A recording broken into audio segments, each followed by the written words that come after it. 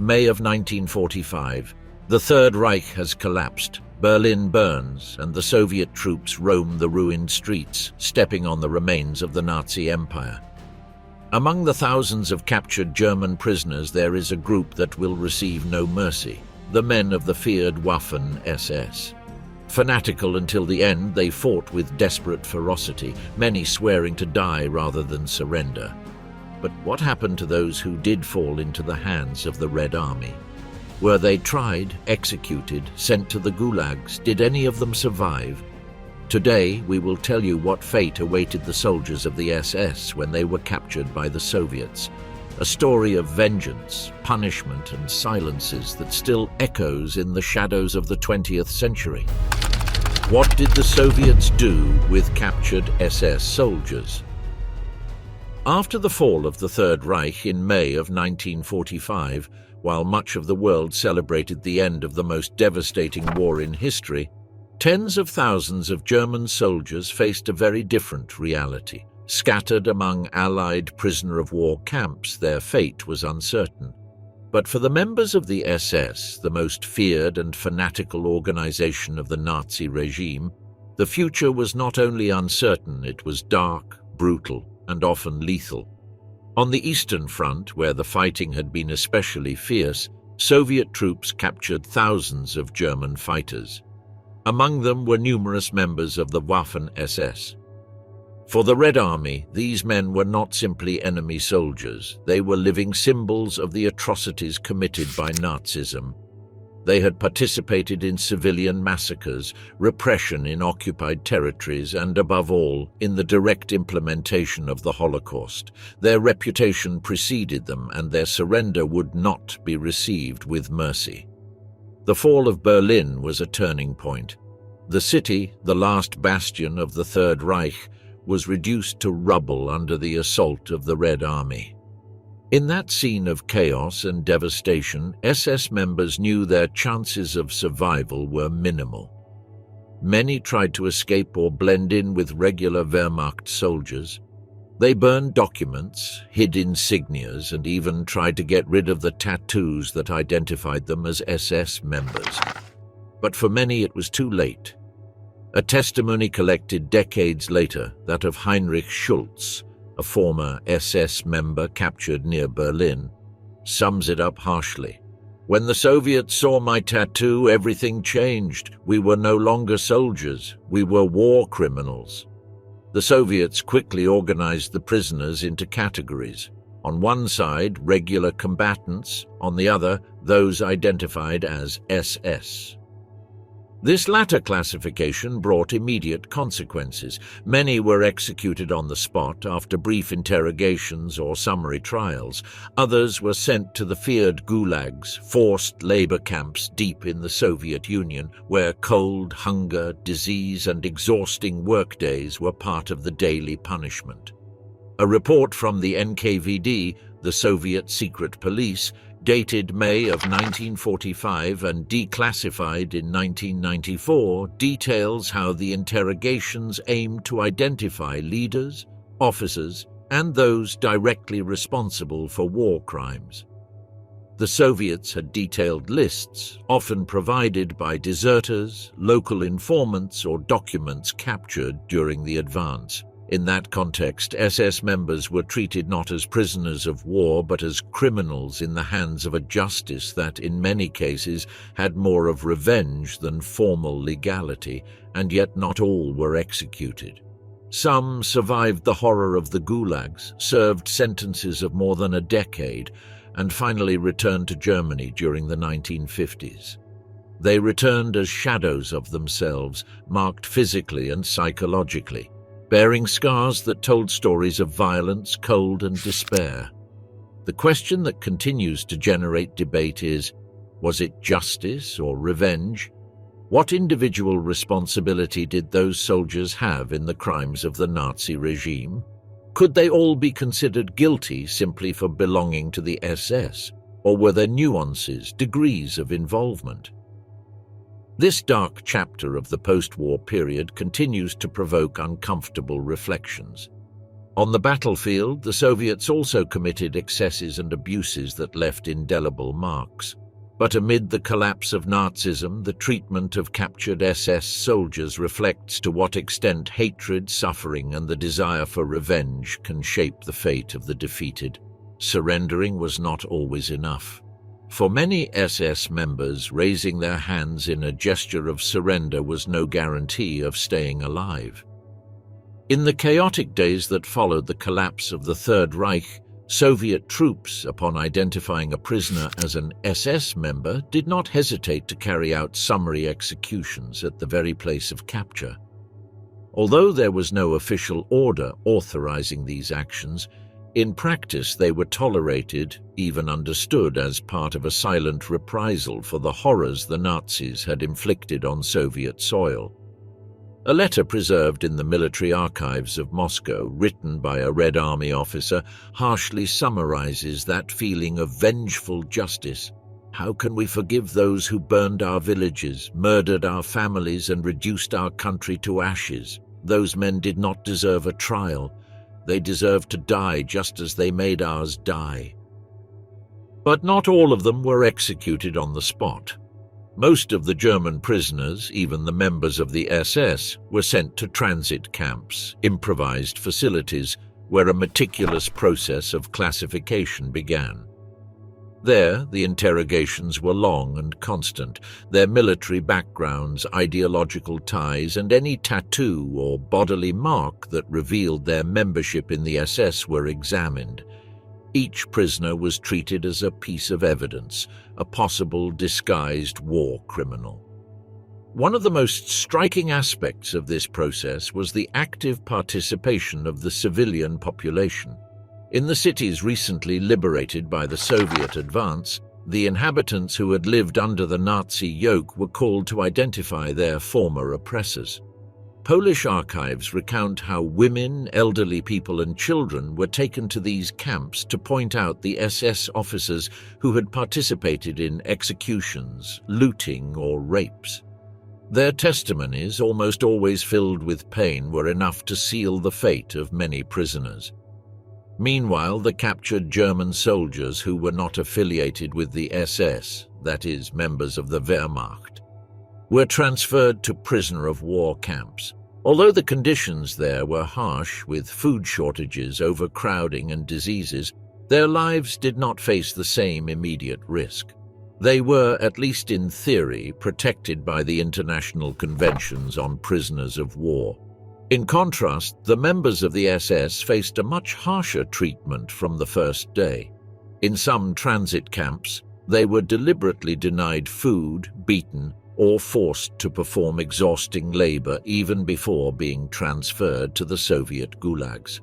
Photographs taken by Red Army soldiers show these men, many visibly malnourished, handcuffed or half-naked, awaiting their fate with a mixture of resignation and terror. The fate of each prisoner did not only depend on his rank or his record, but also on the decisions made by the Soviet officers on the ground. Some of those officers, confronted with the direct testimony of civilian survivors, allowed the population to execute justice with their own hands. In other cases, improvised trials were organized, although they rarely met the standards of impartial justice. They were swift proceedings, often symbolic, where the sentence had already been decided before it began. For the Soviet Union, the capture of these men was not only an opportunity to punish the guilty, it was also an act of ideological affirmation. The communist regime presented these punishments as a form of historical redemption, a forceful message directed at the world. The crimes of Nazism would not go unpunished. After losing more than 26 million lives during the war, including millions of civilians murdered during the Nazi invasions, Soviet society was marked by a mixture of pain, rage, and thirst for justice. Entire villages had been razed, families exterminated, cities reduced to ruins. In that context of national devastation, The line between justice and vengeance became blurred. Thus, the treatment received by the captured members of the SS cannot be understood solely as a military policy, but as the reflection of a wounded nation seeking punishment beyond any diplomatic protocol. Some will see it as a form of poetic justice, others as a dark page in the history of the post-war period. But one thing is certain. For those men identified by a tattoo or by the memories of the victims, the war did not end with the surrender. It was only the beginning of a long and painful descent into the hell of Soviet punishment. After the fall of the Third Reich in 1945, the Soviet troops not only encountered smoldering ruins and devastated cities, but also thousands of German prisoners who surrendered en masse.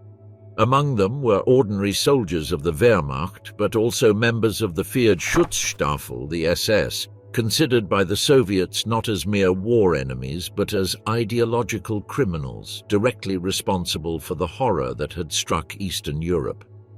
Declassified documents of the NKVD, the Soviet state security organ, in 1993 reveal that there were precise orders on how to deal with these men. According to those directives, the members of the SS had to be separated immediately from the rest of the prisoners of war, subjected to intensive interrogations, and considered as priority targets. The treatment towards them did not only obey military reasons, but was deeply rooted in communist ideology. For Soviet leaders, the SS were much more than a military unit.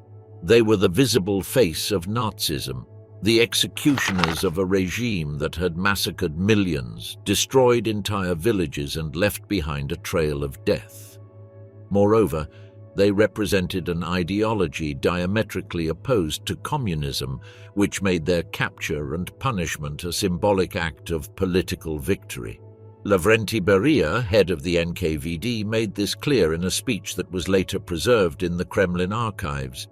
Each captured member of the SS is a living reminder of the brutality of fascism and a symbol of the ideological triumph of socialism. Soviet propaganda reinforced this view systematically.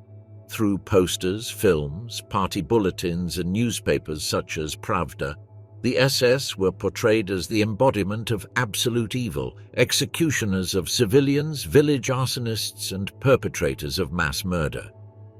The goal was not only to justify the severe punishment imposed on them, but also to consolidate the role of the USSR as the great liberator of Europe from the fascist yoke. In July of 1945, an article published in Pravda summarized the official stance. SS men do not deserve compassion. Their punishment must serve as a warning to anyone who challenges the principles of equality and justice. This thought did not remain in words. Life and death in the Gulags. In the prisoner camps and Soviet Gulags, where those captured and identified as members of the SS were confined, the ideology of the regime was translated into brutal practices and relentless methods of punishment. Many prisoners were forced to attend political re-education sessions, where films about Nazi crimes were shown to them and the ideals of communism were explained. According to archives found in 2002, these events were supervised by political commissars, responsible for assessing the reactions of the inmates and classifying those who showed signs of repentance or willingness to collaborate. But re-education was only a part of the experience. The Soviet system was based above all on physical punishment, forced labor, and extreme isolation. The Gulags, located in remote regions such as Siberia or Kazakhstan, became true extermination camps through attrition. Prisoners worked without rest on the construction of roads, mines, or factories under inhuman climatic conditions, with minimal food and without adequate medical care. A report from the NKVD of 1947 documents that more than 15,000 German prisoners died in a single year due to diseases, accidents, and malnutrition. The testimonies of some survivors provide a terrifying vision of what was experienced. Wilhelm Kopper, a former SS officer captured in Königsberg, recounted his experience in a Siberian gulag. The cold was unbearable. The food was barely enough to survive. The work never ended. If you collapsed from exhaustion, the guards beat you or simply let you die in the snow. Despite the official discourse of justice, in practice, many cases crossed the thin line between punishment and vengeance. In various areas under Soviet occupation, local officers organized summary trials where prisoners were condemned solely based on their background as members of the SS or on the testimony of local civilians. One of these episodes was recorded in a file found in Moscow. In Belarus, during 1945, 30 members of the SS were publicly executed in front of a crowd of villagers who had suffered the reprisals of the Nazi regime. There were no appeals, no legal defense. Only the immediate sentence of a justice shaped by pain and the desire for reparation. A Belarusian witness, present at one of the summary trials held in 1945, remembered it with bluntness. There was no mercy in those trials. For us, they were monsters. We wanted to see them pay for what they had done to us.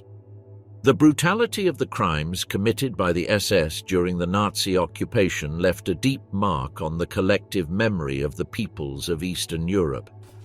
However, beyond the desire for justice or vengeance, the Soviet treatment of these prisoners also responded to practical reasons. With a large part of the country devastated by the fighting, the German prisoners, including the members of the SS, became a valuable source of forced labor. Not all of them were sent directly to the gulags. Many were assigned to work on reconstruction projects in destroyed cities such as Stalingrad and Kiev, where they were subjected to exhausting workdays under strict surveillance. A report from the NKVD of 1948 describes how these prisoners participated in the repair of bridges, roads, railway systems, and industrial facilities, often in conditions that bordered on slavery. Although to a lesser extent, the regime also implemented ideological re-education programs, especially aimed at the younger members of the SS. These individuals were offered the possibility of redemption. If they showed remorse and accepted the values of communism, they could receive less severe conditions and even aspire to partial reintegration as collaborators of the Soviet system. However, this type of treatment was the exception. For the majority, the fate was much more relentless. After the German surrender in May of 1945, thousands of SS members were deported to the feared Soviet gulags. A vast system of forced labor camps that stretched across the most inhospitable regions of the USSR. For these men, life in the Gulag was an experience of extreme hardship, where each day meant a struggle for physical and mental survival. Arrival at these camps was only the beginning of the ordeal. Prisoners were transported for weeks in sealed freight wagons without ventilation or sufficient food. Upon arrival, they underwent a rigorous registration process in which their military background was recorded and, in the case of SS members, they were classified as maximum security prisoners. Soviet documents declassified in 2002 reveal that tattoos, prior records, and intelligence reports were used to identify them precisely. Those marked as part of the SS were transferred to high-security camps located in remote regions such as Siberia or the Arctic, where living conditions were nearly impossible. The improvised barracks, built from uninsulated wood, offered little protection against the extreme winters. Temperatures dropped below -40 degrees Celsius, and the inmates shared cramped spaces, sleeping on wooden planks and wrapped in torn blankets or worn-out clothing. Malnutrition, physical exhaustion, and the lack of medical care turned the gulags into death traps. Under those conditions, infectious diseases spread uncontrollably. Outbreaks of typhus, tuberculosis, and dysentery ravaged the prison population. A Soviet report from 1947 recorded the death of more than 15,000 German prisoners in a single year, victims of epidemics, work accidents, or simply abandonment. Ideological justice, or hidden vengeance. The Soviet regime defended these practices as part of a process of historical justice. For them, the members of the SS were not mere enemy soldiers, but the executors of a criminal system, and their punishment was seen as an ideological necessity, a way to show that communism had not only militarily defeated Nazism, but also morally and philosophically. But in practice, that justice often became intertwined with a deep feeling of vengeance. The summary trials, the inhuman conditions, the limitless labor exploitation, and the total lack of minimum guarantees for the prisoners raise a difficult question to answer. The legacy of these events remains controversial. What is clear is that for thousands of prisoners captured after the war, the end of the Third Reich was not the beginning of freedom, but the start of a new nightmare under the shadow of Stalinism. In the Soviet labor camps, forced labor was the axis that structured daily life.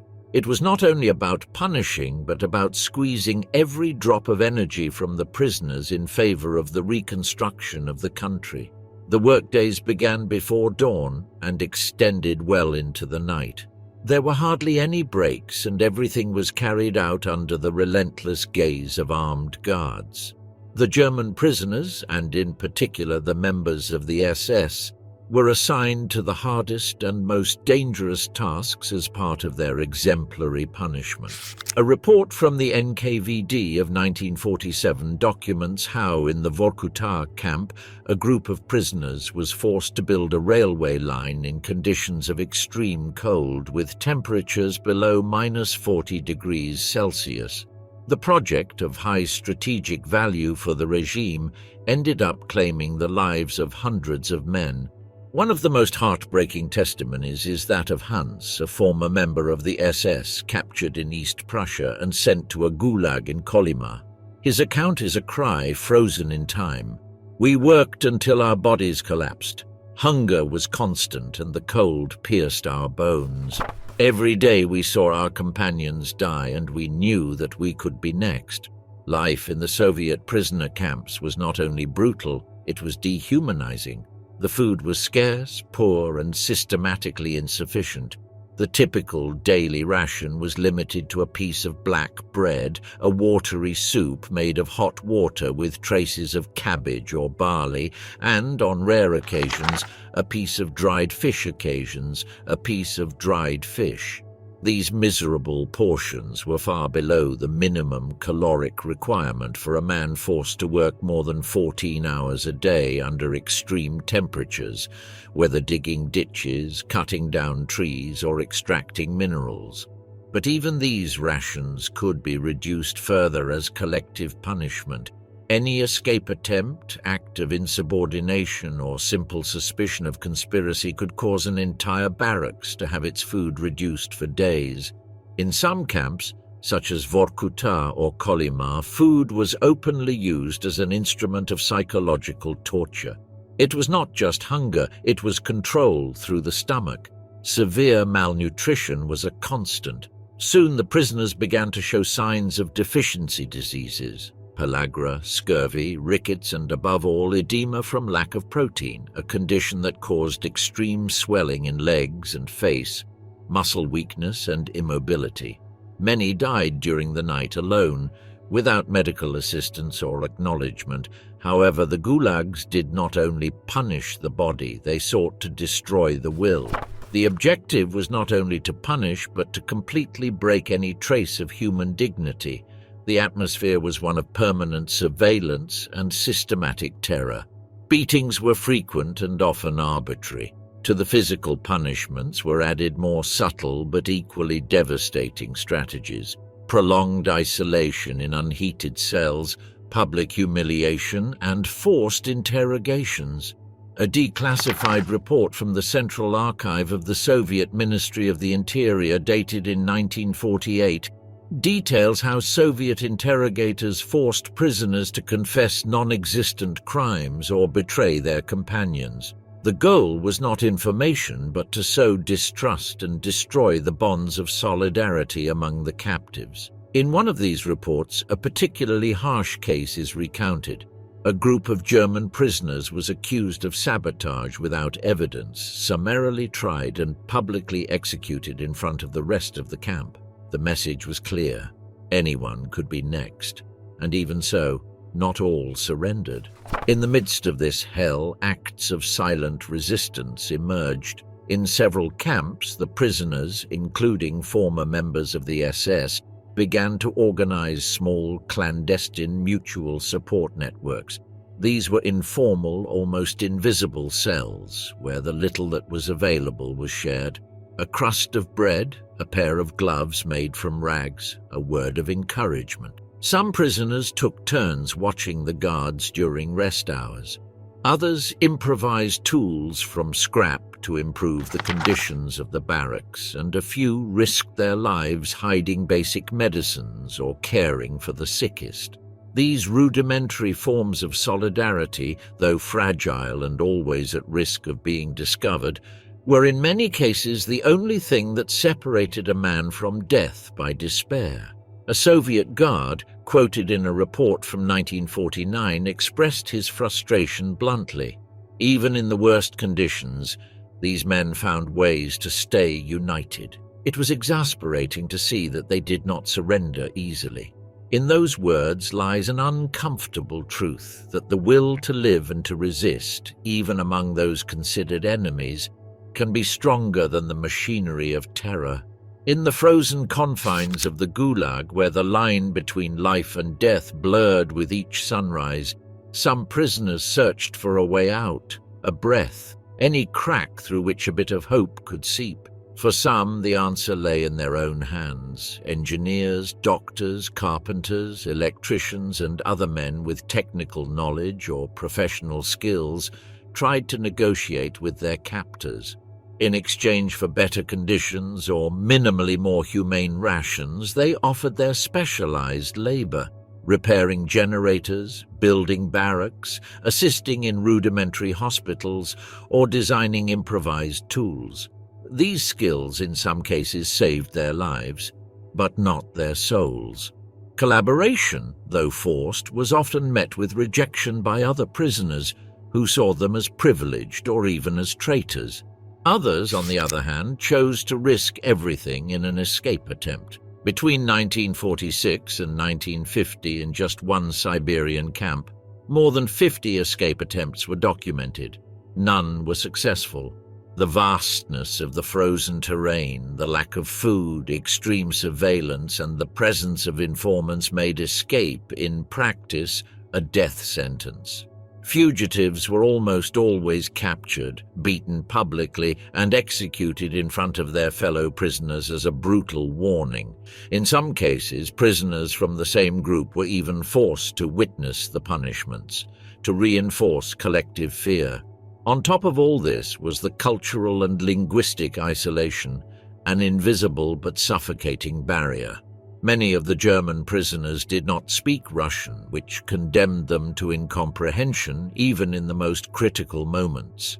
They depended on multilingual comrades to understand basic orders, avoid fatal misunderstandings, or simply beg for water or a piece of bread. This wall of incomprehension deepened their loneliness, vulnerability, and sense of abandonment. But some chose to confront this obstacle directly. They learned the Russian language not only as a survival tool, but as a gesture of adaptation, even of strategic submission. They memorized basic words, made efforts to understand instructions, and on occasion managed to gain a certain sympathy from the guards. This, in rare and exceptional circumstances, allowed them access to less exhausting tasks or marginally more humane treatment. It was a way of resisting without defying, of living without escaping. Life for captured SS members in Soviet camps was a bitter mixture of extreme physical punishment, systematic exploitation, and prolonged psychological torture. For the Soviet authorities, these men represented the worst of the Nazi regime, living symbols of fascist barbarity, figures guilty by definition. They were not seen as prisoners of war, but as ideological enemies who had to be subjected to exemplary punishment. And so it was done, day after day, month after month, year after year. Many of these men were pushed to the limit of human endurance. Those who survived did so at the cost of their health, their faith, their identity, and in many cases their sanity. Although Soviet propaganda justified this treatment as a legitimate act of historical justice, the methods used bordered on, and often crossed, the limits of brutal reprisal. It was not only about punishing, it was about erasing, breaking, crushing every trace of those who had belonged to the enemy. And yet, in the midst of ice, death, and silence, some men resisted. They resisted hunger, cold, and beatings, but they also resisted oblivion. Because although their voices were silenced for decades, their written memories, their hidden letters, and their surviving accounts speak to us today with a heartbreaking strength. They force us to face one of the darkest sides of the post-war period, a justice turned into vengeance, an impossible redemption in lands where dignity was paid with blood. This chapter, often ignored or simplified, does not seek to justify the crimes of the past, but to understand the extremes of human suffering when vengeance replaces judgment and punishment becomes a system. Forced labor, hunger, and resistance, the life of the SS members in the Soviet Gulags. Over time, and especially after the death of Stalin in 1953, the extreme conditions within the Gulag system began to ease. The high mortality rates decreased slightly as the new Soviet leadership implemented certain changes in its internal policy. However, for many German prisoners, especially the former members of the SS, that transformation came too late. Many of them did not survive hunger, cold, or brutal treatment. For the few who managed to leave the camps alive, the price was high. They carried the physical and psychological consequences of imprisonment for the rest of their days. Some later testified, becoming key witnesses to the functioning of the Gulag system and the human cost of Soviet policy toward the defeated. Through their voices, it became clear that even in the most merciless environments, human beings are capable of adapting, resisting, and preserving their dignity. When the Third Reich collapsed in 1945, it left behind a devastated continent and entire populations clamoring for justice. In the countries that had suffered the brutal Nazi occupation, that justice took multiple forms. But for the captured members of the SS, especially on the Eastern Front, that justice often manifested in a rapid, direct, and deadly way. The Soviets, who had borne the greatest human cost of the war, with millions of civilians murdered, cities razed, and villages turned to ashes, did not see the German prisoners as mere military enemies. For them, they were criminals, war criminals, guilty not only of acts of war but of mass atrocities and crimes against humanity. Upon being captured, the SS soldiers were immediately separated from the rest of the German prisoners. They were considered a priority for the Soviet intelligence services, especially for the NKVD, which was in charge of conducting intensive interrogations. The intention was not only to collect military information, they also sought to establish individual responsibilities in massacres, reprisals, deportations, and other atrocities committed during the occupation. Soviet archives, declassified in 1997, reveal that the authorities had detailed lists of SS officers compiled from survivor testimonies, confiscated documents, and field reports. Those whose names appeared on these lists were quickly brought before a form of justice that, in most cases, lacked procedural guarantees. In many recently liberated villages and cities, improvised tribunals were organized, composed of Soviet officers, members of the local Communist Party, and sometimes delegates of the people. The trials were often held in public squares or in buildings half destroyed by bombings in front of an audience made up of the very citizens who had suffered the occupation. A report from the NKVD of 1945 describes how these processes were brief, with little or no legal defense and with predetermined sentences. The main evidence was almost always the direct testimony of civilians who recognized the accused as responsible for specific crimes. One case collected in the Soviet archives tells the story of a Belarusian survivor who managed to identify the SS officer responsible for the execution of his family. "I looked him in the eyes and said his name. He did not say a word. He knew there was no escape." The death penalty was the most common outcome. The executions, often carried out on the very day of the trial, were performed publicly. For the affected communities, it was an immediate, though brutal, way to restore order and partially heal the collective trauma. One of the most shocking episodes took place in the city of Minsk, Poland, where more than 50 members of the SS were shot in front of a crowd of hundreds of people. An eyewitness recounted years later, "We wanted to see them pay, and although it was a relief to see justice, it was also terrible to witness so much death. Even if they were our enemies, they were still human."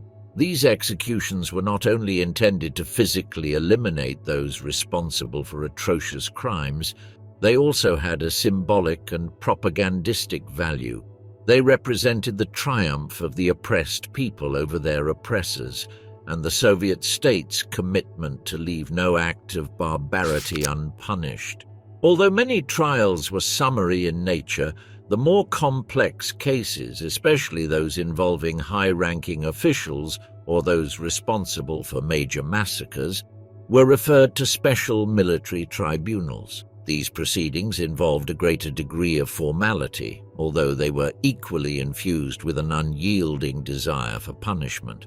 One of the most notorious trials was that of an SS commander captured near Königsberg. He was accused of ordering the massacre of more than 3,000 civilians in Ukraine, including women and children. During the trial, photographs, documents, and harrowing testimonies were presented that demonstrated the scale of the crime. As expected, the sentence was death by firing squad, carried out a few days later. The fall of the Third Reich left a void that the world tried to fill with justice, reparation, and remembrance. But in the East, that justice often took the form of immediate revenge, of punishment without nuance, and of executions that sought not only to eliminate the guilty, but also to restore the wounded honor of ravaged peoples. The trials and executions of SS members reveal to what extent the line between justice and revenge can become blurred in times of trauma. Through these proceedings, the Soviet Union made it clear that there would be no forgiveness for the executioners of the people, but it also left an open question for history. Was it justice, or was it blood for blood? During the judicial processes undertaken by the Soviet Union against members of the SS, not only were the crimes committed during the war exposed, but a meticulous strategy of gathering documentary evidence and harrowing testimonies was also used. In many of these trials, prosecutors presented confiscated Nazi files, eyewitness statements, and other irrefutable evidence that detailed the exact role of each defendant in the atrocities committed. The sentences, as expected, were often severe. The death penalty was the most common outcome for those found guilty of actively participating in murders, mass deportations, or reprisals against civilians.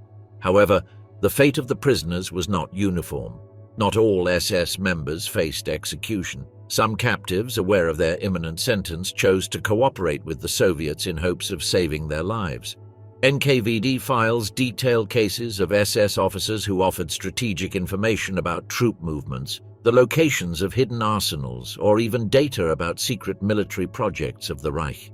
In some cases, this collaboration helped delay immediate execution, but that cooperation did not always guarantee survival. Once the information was obtained, many of these prisoners were relocated to forced labor camps, where the conditions were as inhumane as a slow death sentence. In fact, for many of them, being sent to the Gulag was simply a postponed sentence, disguised as clemency.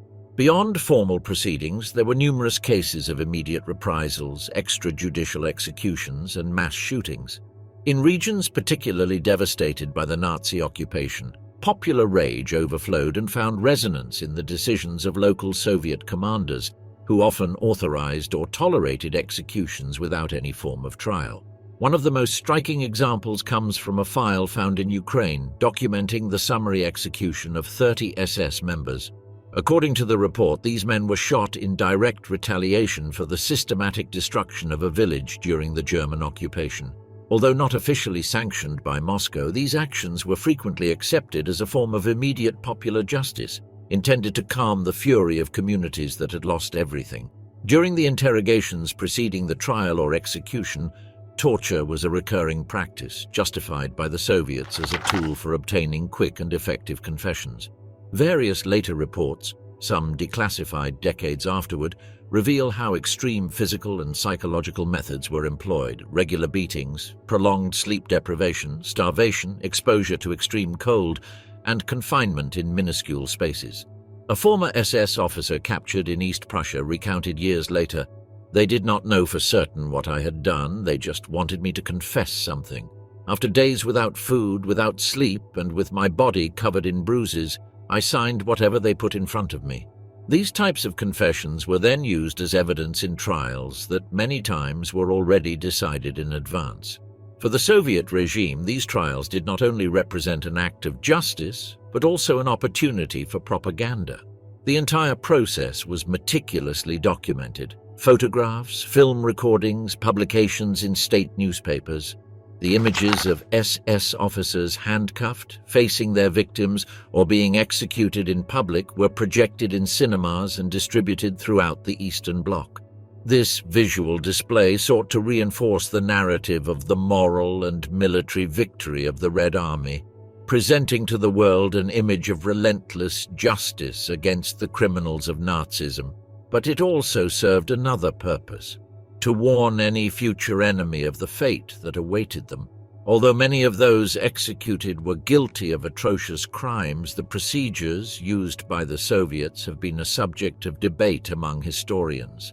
The absence of minimum legal guarantees, the forced confessions, and the extrajudicial executions raise questions about the moral limits of justice in times of war. Was it a legitimate act of reparation? Or was it simply vengeance, carried out with the same inhuman methods that were intended to be condemned? In addition to the shootings and the trials, thousands of German prisoners, including members of the Waffen-SS and of the administrative apparatus of the Third Reich, were sent to the Soviet labor camps known as Gulags. This measure, partly practical and partly punitive, became the logistical response of the USSR to the enormous number of soldiers captured after the war. The prisoners were distributed throughout the Soviet territory, from the mines of Siberia to the rural areas of the Caucasus, where they were forced to perform labor under inhuman conditions. Mortality in the gulags was devastating, driven by the combination of hunger, diseases, extreme cold, overwork, and violence from the guards. As a whole, the fate of the SS members captured by the Soviets represents one of the harshest chapters of the post-war conflict. While in the West, many were tried in international tribunals, in the East, justice took on a more relentless and ambiguous face. For millions, these men symbolized Nazi horror and deserved punishment. But the way that punishment was applied, without fair trials, under torture, with public executions or a slow death in frozen camps, leaves an open question that still resonates today. Can true justice exist when pain and vengeance intertwine? This chapter delves into one of the darkest pages of the fate that awaited thousands of captured German soldiers, particularly the members of the feared Waffen-SS, once the Second World War ended. While some were executed after summary trials, others were thrown into the Soviet forced labor camps known as Gulags, where they faced a slow, inescapable, and brutal death. The gulags, located in remote, wild, and icy regions of the vast Soviet territory, were conceived both as instruments of punishment and of economic exploitation. For the former members of the SS, these camps represented a double sentence. They were not only considered prisoners of war, but also ideological enemies of communism.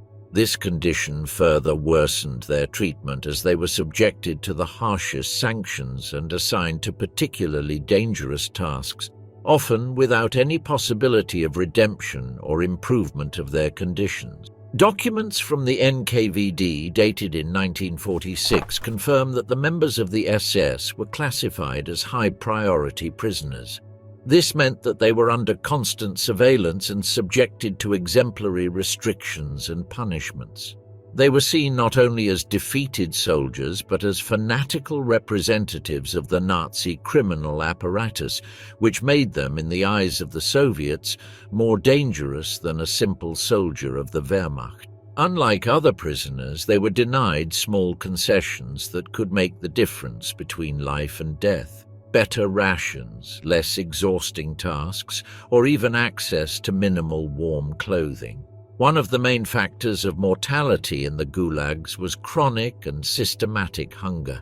The food rations were absolutely insufficient for the caloric needs of a body subjected to constant physical labor and extreme temperatures. The daily diet was limited to low-quality black bread, a diluted soup made with fermented cabbage, and occasionally scraps of dried fish. An intercepted letter from a German prisoner in the Vorkuta camp starkly portrays that situation.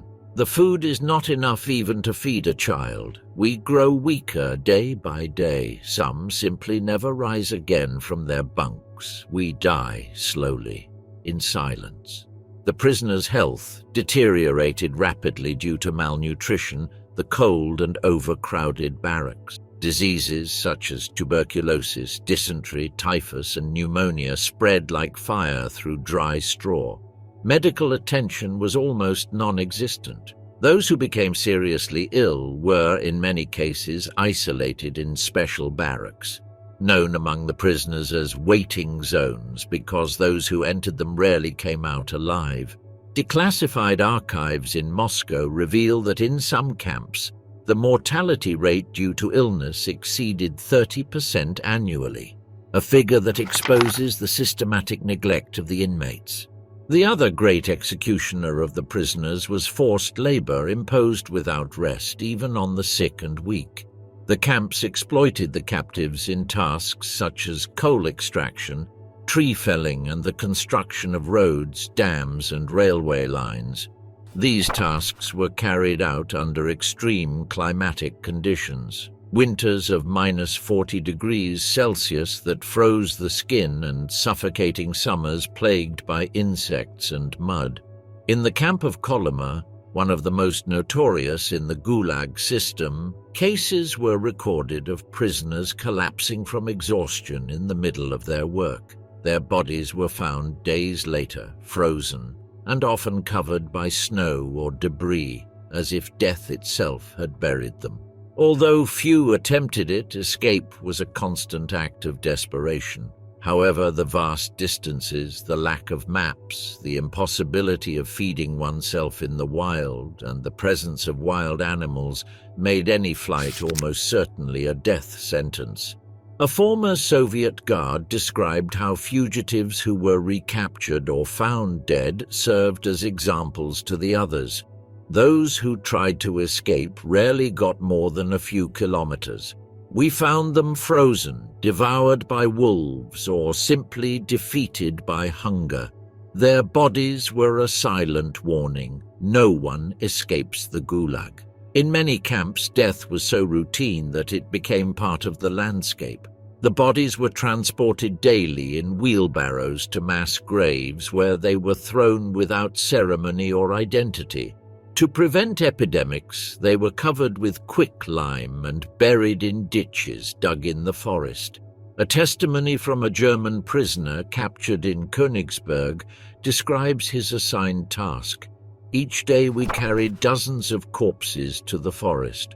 After the first month, we stopped counting. It was as if death had become part of the job. Despite everything, not all perished. Some managed to survive thanks to clandestine solidarity among prisoners. These small support networks allowed them to share crumbs of bread, patched coats, or crucial information to avoid sanctions or conserve energy.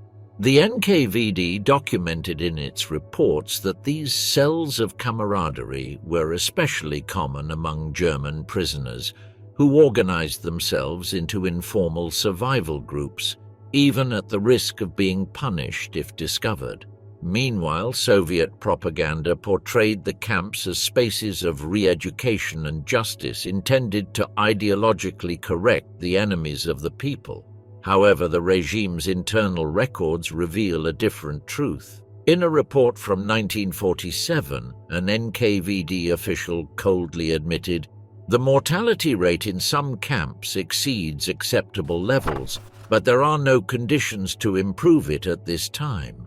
That phrase reveals not only a profound indifference to human life, but also an instrumental and utilitarian view of the prisoner, an expendable and exhaustible resource in the vast Soviet reconstruction project. Conditions began to improve slightly after 1953, following the death of Iosif Stalin, when a timid wave of reforms reached the Soviet penitentiary system. However, by then thousands had already died, and the survivors bore indelible physical and psychological consequences. The former SS members captured by the Soviets were judged not only for their crimes, but also for what they represented. In the Gulags, they paid with labor, suffering, and death a debt that, for the victors, seemed infinite. But this punishment, imposed without fair trial and without human limits, compels us to ask, where does justice end? And where does endless punishment begin? The few prisoners who managed to leave the Soviet gulags alive did not do so without consequences. The physical and emotional scars marked on their bodies and souls would be permanent, indelible reminders of an experience that defied the limits of human endurance. Their testimonies not only document the structural brutality of the Soviet camp system, but also the extraordinary capacity of human beings to adapt and resist even in the most inhuman circumstances imaginable. The extremely high mortality rate recorded in these camps clearly reflects the relentless stance of the Stalinist regime toward prisoners of war, especially those associated with the Waffen-SS, considered the most ideological representatives of Nazism. In this context of perpetual hunger, exhausting days of forced labor, and uncontrolled diseases, a desperate alternative for survival emerged among some German prisoners, including members of the SS, collaborating with the Soviet authorities. This option, deeply controversial and full of ethical dilemmas, did not guarantee freedom or salvation, but did offer a small relief compared to a fate that for most seemed sealed. From the early years of the Gulags, the NKVD, People's Commissariat for Internal Affairs, implemented programs specifically aimed at identifying prisoners with a re-educable profile. Young soldiers, recruits without firm convictions, or individuals with low ranks were considered more likely to accept political indoctrination programs. The idea was not simply to punish them, but to transform them ideologically, or at least to use them as tools within the system. Declassified documents in 1999 reveal that these potential collaborators were offered key incentives: extra food portions, access to better clothing, less dangerous tasks, shorter workdays, or even protection from abuse by other prisoners or guards. The tasks assigned to collaborators varied. Some were trained to spy on and inform on their companions, identifying escape attempts, mapping clandestine networks of mutual aid, or detecting signs of rebellion. Others were recruited for more structured roles, such as translators, supervisors, or intermediaries between prisoners and Soviet administration. Ideological re-education was one of the instruments most used by the Soviet regime in its attempt to turn enemies into allies. In numerous camps, mandatory classes were organized on the principles of Marxism-Leninism, where political texts were discussed and the foundations of fascism were attacked. Prisoners were forced to attend lectures, read communist manuals, and participate in public debates. They were often asked to write letters of repentance, memoirs, or political statements that were then used as propaganda to show the outside world the effectiveness of the Soviet rehabilitation system. A report dated in 1948 details how, in certain camps, several prisoners began openly repeating communist rhetoric. It was not necessarily a genuine conversion, but rather a survival strategy, adapting to the dominant discourse as the only way to avoid physical or mental collapse. One of the most documented cases is that of Karl Duber, a former SS officer captured and sent to a camp in Siberia. After several months of forced labor, he offered to collaborate with the Soviet authorities as a translator. His command of the Russian language allowed him to assume a key role in the internal communications of the camp. Archives discovered in 2004 show that Duber used his position to negotiate minimal improvements in the living conditions of certain groups of prisoners. In exchange, he provided information about clandestine networks, distribution of anti-communist propaganda, and escape plans. Although he managed to avoid exhausting work and had access to better conditions, his collaboration marked him as a traitor in the eyes of many companions who accused him of having sold his dignity for a piece of bread. In some camps, especially in Vorkuta, collaborators were also used as propaganda instruments. They were tasked with writing articles, memoirs, or speeches to convince other prisoners of the nobility of socialism. In these texts, the idea was promoted that cooperation with the USSR represented not only personal salvation, but also a way to redeem oneself from the Nazi past.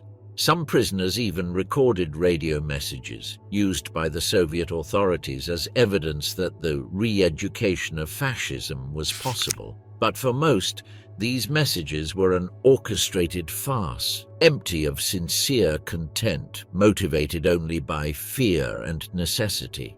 For many of these collaborators, freedom did not bring relief, but a new moral condemnation. They returned to Germany marked not only by the experience of the Gulag, but also by the burden of having survived at the expense of others. Some remained silent forever.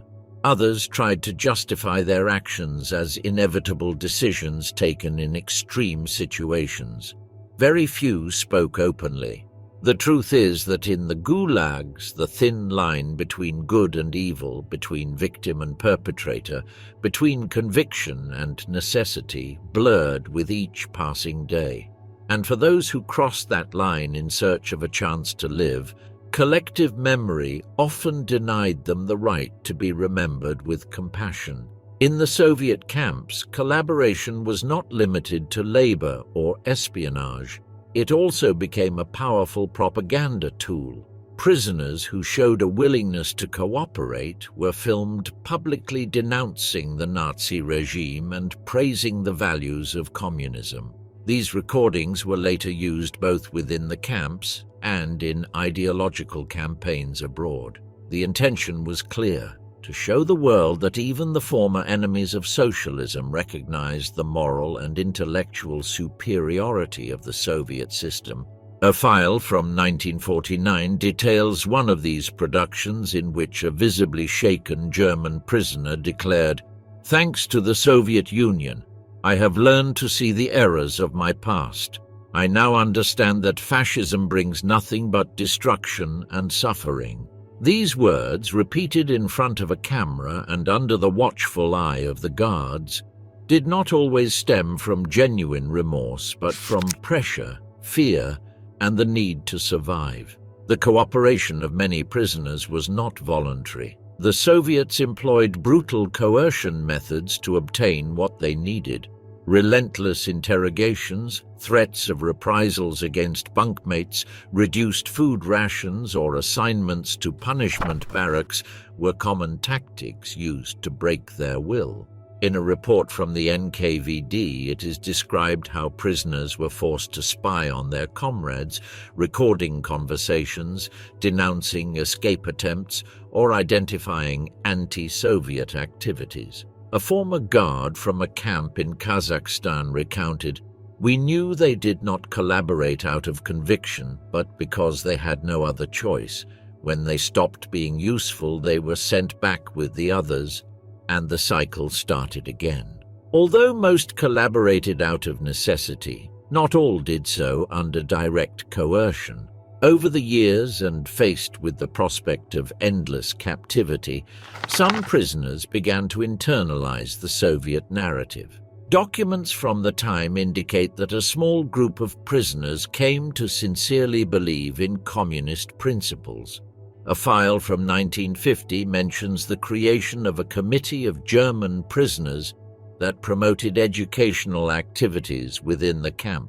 Among its initiatives were Russian language classes, debates on socialist literature, and discussions on the supposed failure of fascism. Although these cases were a minority, they served as a propaganda example of the success of the Soviet re-education program.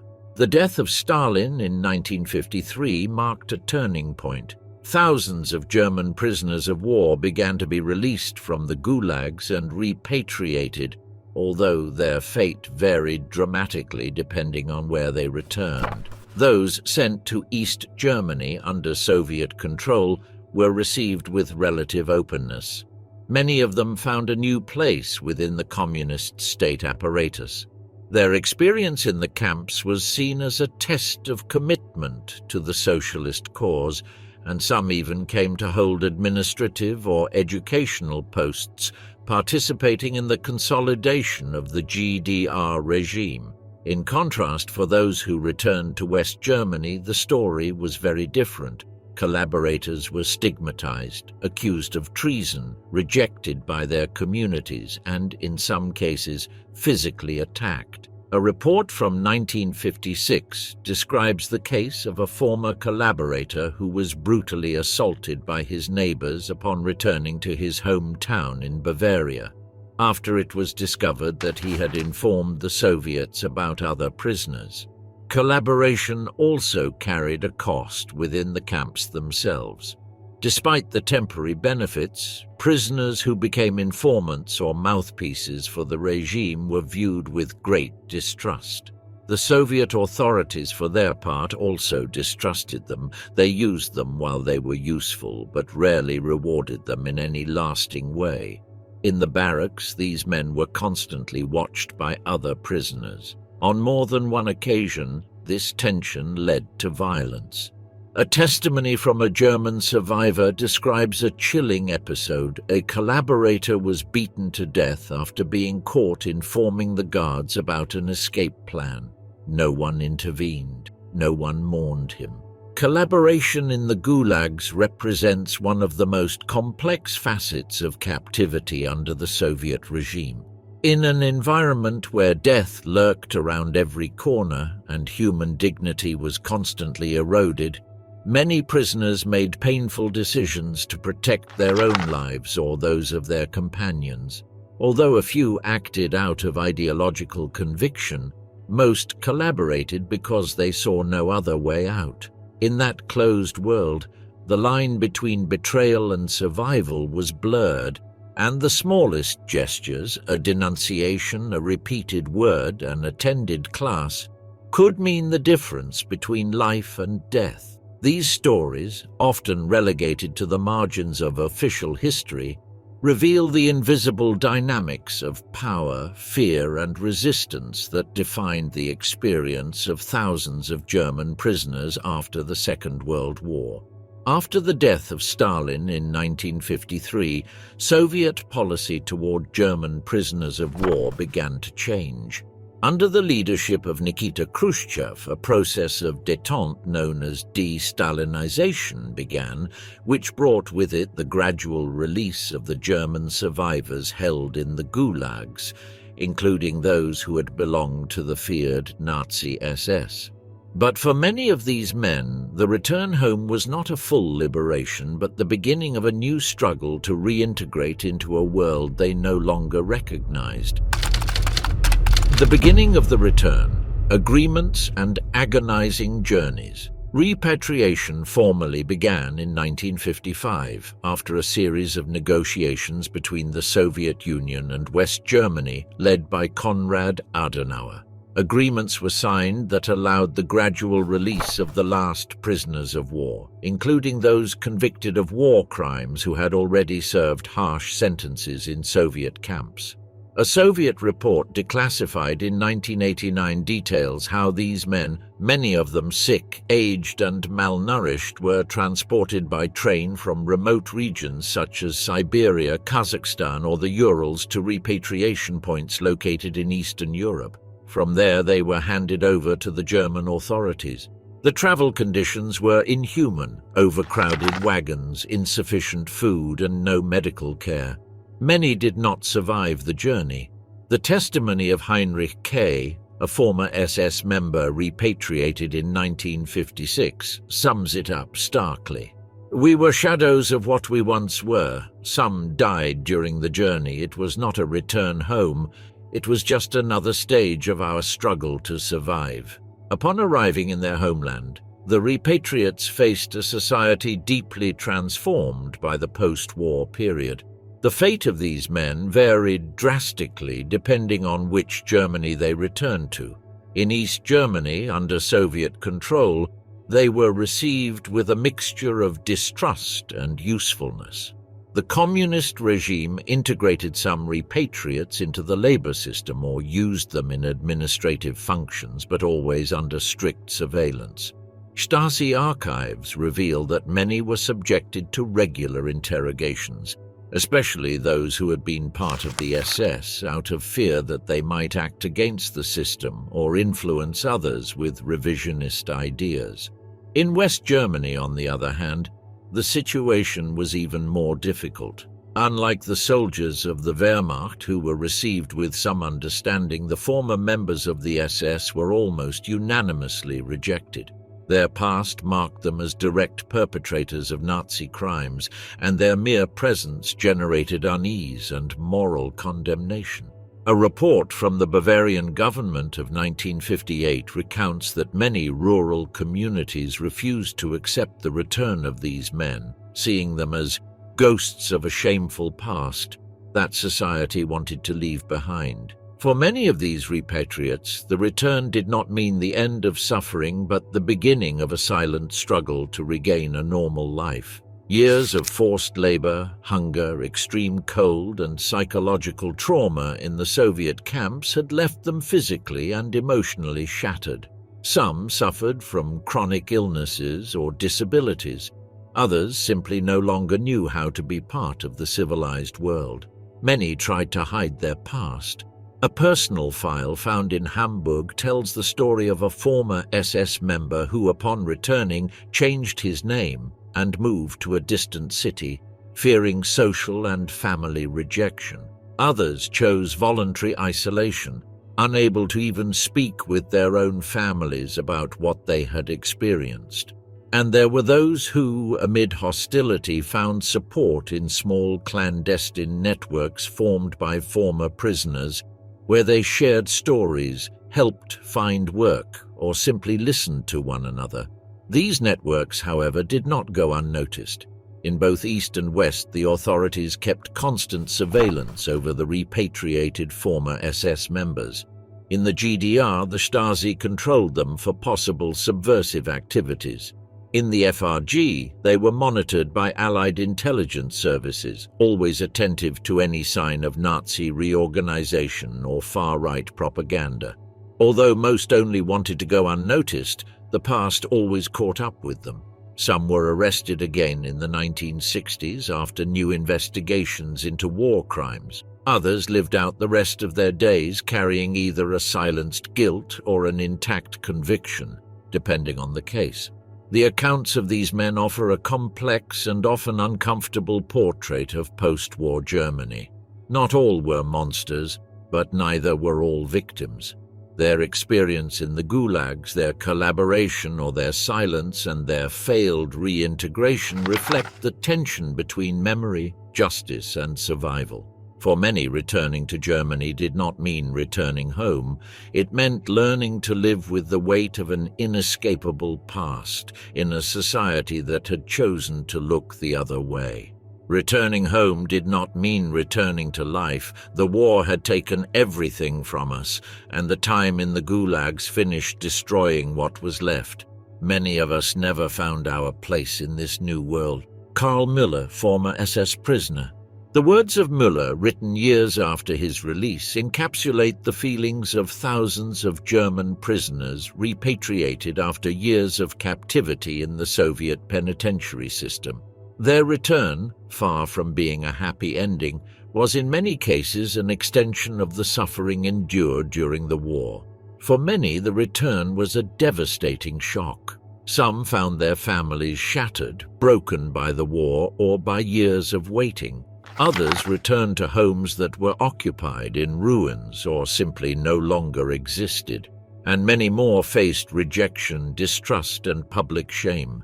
The Germany they had known had disappeared. In its place was a divided nation, with wounds still open, and no place for those seen as symbols of Nazi horror. Although most prisoners were released during the 1950s, some remained in Soviet hands well into the 1960s. Those accused of serious war crimes were tried in Soviet courts and sentenced to long prison terms. Others simply vanished into the vast and opaque Gulag system. A report by Amnesty International from 1970 denounced cases of prisoners whose names appeared on official lists years after their supposed release, suggesting they never left the camps alive. During their captivity, prisoners were used not only as forced labor, but also as ideological instruments. The Soviet Union filmed many of them, particularly those who appeared willing to cooperate, reading speeches against fascism and praising communism. These recordings were used inside the camps themselves and also as propaganda material abroad. But cooperation was not always voluntary. Under threats, punishment, food deprivation, or isolation, some prisoners were forced to denounce their companions or become informants. Those who cooperated, even under pressure, were despised by the others. Some were beaten to death by their own fellow prisoners upon being discovered. Others survived, but at a high psychological cost. When they were finally released, they found not peace, but a society that no longer recognized them. In East Germany, they were used as political pawns, monitored, interrogated, and occasionally integrated into the state apparatus. In West Germany, they were social outcasts, avoided by neighbors and in many cases repudiated by their own families.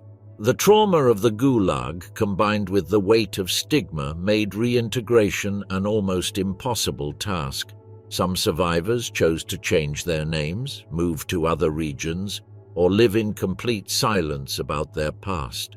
Others found refuge in informal networks of former prisoners, spaces where they could share their experiences without fear of public judgment. But even these networks were closely watched, out of fear of a resurgence of extremism. The stories of these men, though uncomfortable and often silenced, form an integral part of the complex human landscape of the 20th century. It is not about justifying their actions, nor about erasing their crimes, but about understanding the human dimension of a conflict that blurred all lines between justice, revenge, and survival.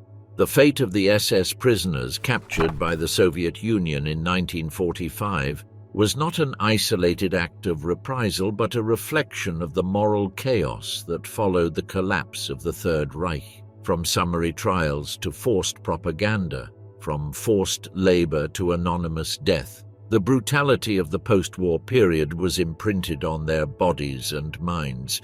This dark chapter of world history compels us to reflect. It reminds us that the pursuit of justice cannot be separated from the principles of humanity, that pain is not extinguished through punishment, and that the scars of a war can last much longer than the cannon blasts and political proclamations. Behind every uniform, even the most feared, there was a human being facing impossible decisions in inhuman circumstances. It is not about absolution, it is about understanding so as not to repeat.